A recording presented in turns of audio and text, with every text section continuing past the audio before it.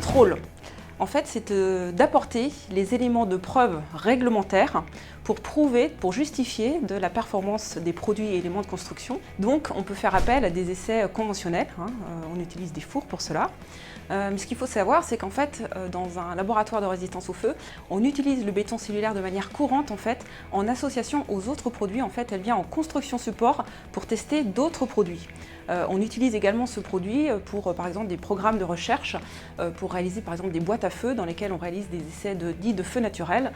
Voilà, pour dire que pour nous, c'est un matériau, effectivement, qu'on utilise beaucoup. Chez Xella, les exigences réglementaires pour tous nos produits sont validées par des appréciations de laboratoire et des PV d'essai. Nos produits ont une excellente performance vis-à-vis de la résistance au feu et de la réaction au feu.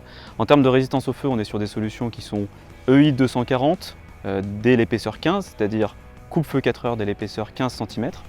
Ça a plusieurs bénéfices. Ça permet non seulement d'être conforme vis-à-vis de la réglementation, mais aussi d'assurer à nos clients que peu importe le produit qu'ils vont choisir dans notre gamme, ils seront toujours conformes à la réglementation, que ce soit dans les établissements recevant du public, dans les bâtiments tertiaires ou dans les bâtiments de logement.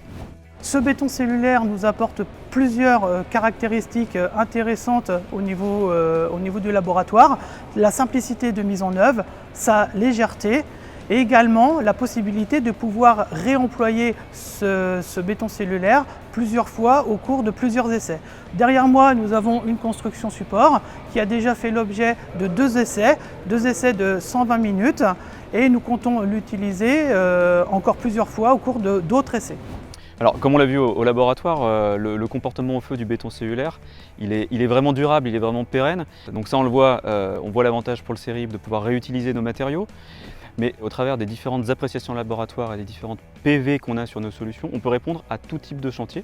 On peut répondre très facilement, et on invite nos clients à répondre très facilement avec des solutions de maçonnerie non armées, non chaînées dans des domaines d'emploi qui sont simples. Par exemple, des murs qui font 6 mètres de long, 5 mètres de haut, en épaisseur 20 cm et des murs qui vont être correctement maintenus à la structure.